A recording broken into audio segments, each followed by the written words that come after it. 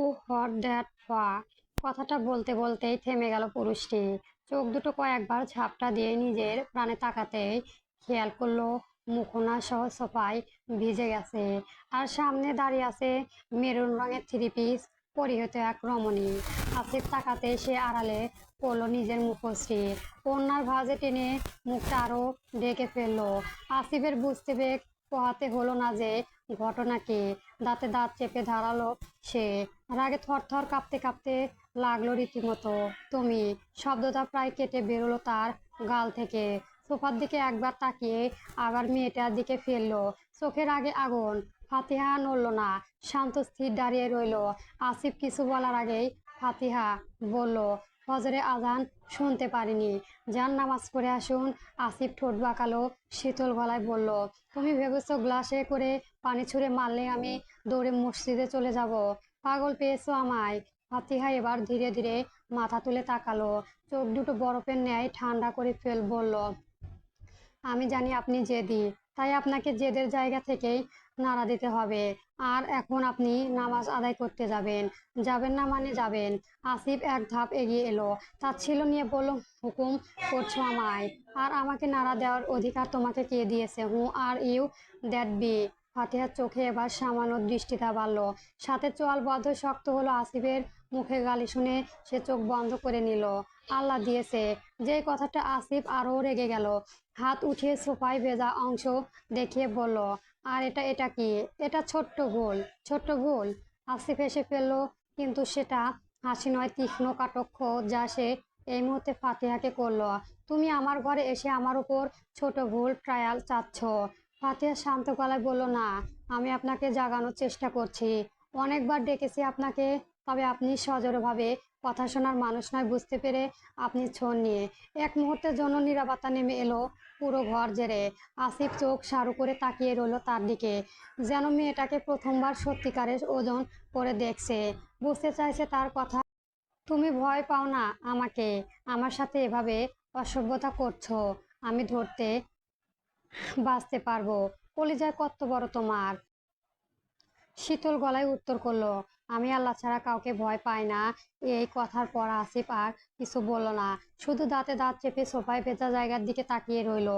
অতঃপর হঠাৎ ঘুরে দাঁড়ালো, ফাতিহার দিকে তাকিয়ে শক্ত গলায় বলল, পাগল এটা।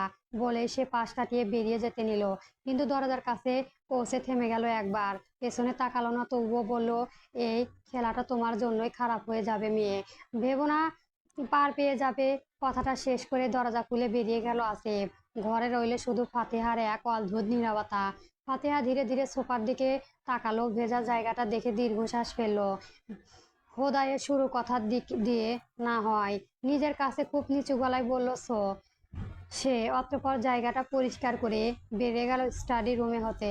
বিকেল 5টায় আসিফ ফোন চালাতে চালাতে বাড়িতে প্রবেশ করলো, মুখে স্পষ্ট বিরক্তির ছাপ। সারাদিনের বাইরে কাটিয়ে এখন তার একমাত্র ইচ্ছে ছিল নিজের ঘরে গিয়ে দরজা বন্ধ করে বসে থাকা। কিন্তু ড্রয়িং রুমে পা রাখতেই থমকে গেল সে। সোফায় বসে আছেন মধ্যবয়স্ক এক ভদ্রলোক, পরনের সাদা পাঞ্জাবি, মাথায় টুপি, চেহারায় প্রশান্তির ছাপ। লোকটাকে অচেনা লাগলেও সম্পূর্ণ অপরিচিত নয়। বিয়ের দিন দেখেছিল সে, সম্পর্কে ফাতিহার বাবা হন ভদ্রলোক। কথাখানা ভাবতে আসিফের চোয়াল শক্ত হয়ে এলো। ঠিক তখনই আজান মির্জা ছেলেকে দেখে হাসি মুখে বলেন, আসিফ, এই যে তোর শ্বশুর এসেছে, সালাম কর। না চাইতেও সালাম করতে হলো তাকে। ভদ্রলোক সস্নেহ উত্তর দিল, ওয়ালাইকুম আসসালাম বাবা, কেমন আছো? ভালো। সংক্ষিপ্ত উত্তর দিয়ে সিঁড়ির দিকে এগোতে যাবে, এমন সময় আজান মির্জা কড়া গলায় ভেসে এলো, কোথায় যাচ্ছিস? আসিফ বিরক্ত মুখে ফিরে তাকালো রুমে। আগে বস এখানে এসে। শ্বশুর আব্বা এসেছে, গল্প কর, পরে যা। বাবা, বসতে বলেছি। বাবা চোখ রাঙিয়ে আর কথা বাড়ানোর সাহস পেল না আসিফ। বিরক্ত চোখে গিয়ে ধপ করে সোফায় বসে পড়লো। ড্রয়িং রুমে কয়েক সেকেন্ডের নীরবতা নেমে এলো। ভদ্রলোক মৃদু হেসে বলল, শুনলাম তুমি নাকি ব্যবসায় যোগ দিচ্ছ না? আসিফ ভ্রু কুঁচকালো, আবার সেই একই কথা। তাকে বাড়ির কথা কে বলবো? ফাতিহা নিশ্চয়। আসিফের মনে রাগান্বিত হলো, তবুও নিজের সামনে বলে, জি কেন? ইচ্ছে নেই? সব কাজ কি ইচ্ছে দিয়েই হয় বাবা? আসিফ এবার সরাসরি তাকালো তার দিকে। ভদ্রলোকের চোখে কোনো অভিযোগ নেই, কোনো রাগ নেই, অদ্ভুত শান্ত এক দৃষ্টি। যেটা আসিফের কাছে আরো বিরক্ত লাগছে। মনে হলো ফাতিহা ঠিক তার বাবার মতোই, রাগে জোর কর না, অথচ গলার স্বরে তার কথা শুনতে বাধ্য হতে হয় এমন ভাব। বাবা মেয়ের বলে কথা এক হবে না। মনে মনে তাচ্ছিল্য হাসলো আসিফ। ফোন চাপতে চাপতে বলল, আমি আমার জীবনে কিভাবে চলবো সেটা আমি জানি, আপনারা এটা নিয়ে না ভাবলেও খুশি হব। কথাটা বলেই ফোনে চোখ নামিয়ে নিল সে।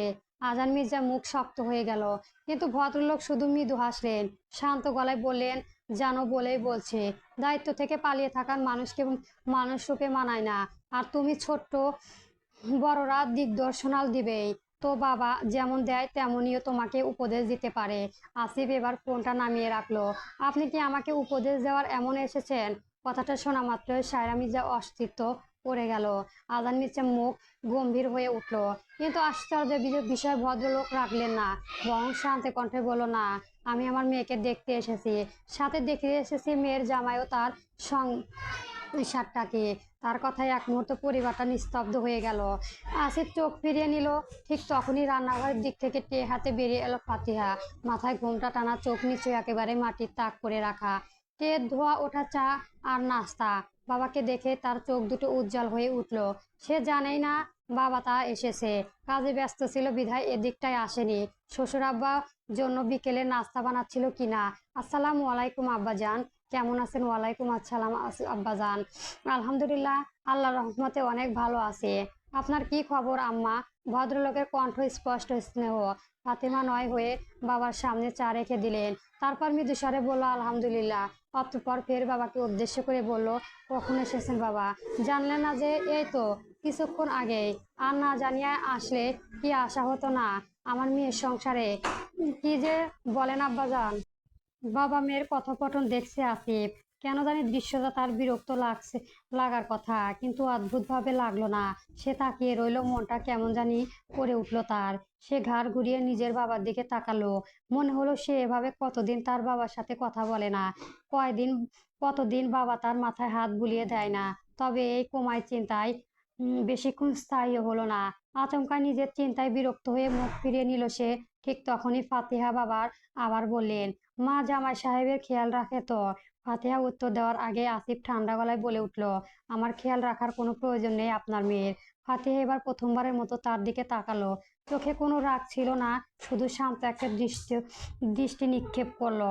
খেয়াল রাখা আর প্রয়োজন হওয়া এক জিনিস নয়। আসিফ থমকে গেল আচমকা। আজান মির্জা কাশলেন, সায়রা মির্জা মুখে চেপে হাসি লুকোনোর চেষ্টা করলেন, আর ফাতিহা বাবার নিচু হয়ে কাপে চায়ে চুমুক দিলেন। ঠোঁটের কোণে মৃদু হাসি ফুটে উঠল তার। আসিফ বিরক্তকর নয়নে ফাতিহার দিকে তাকালো।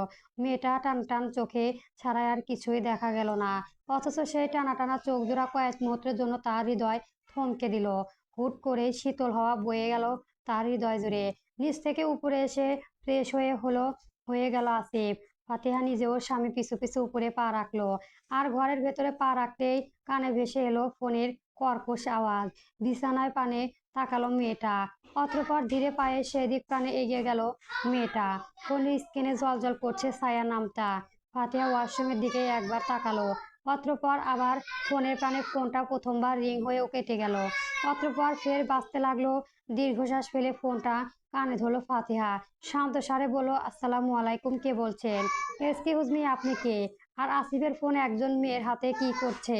ফাতিহা অত্যন্ত সাবলীলভাবে উত্তর করলো, আপনি যাকে ফোন করেছেন আমি তার স্ত্রী।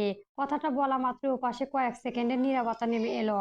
মেয়েটা অবিশ্বাসের স্বরে বলল, এক্সকিউজ মি, কি যা তা বলছেন এসব? জি, আমি ফাতিহা মির্জা, মির্জা আসিফ মির্জার স্ত্রী।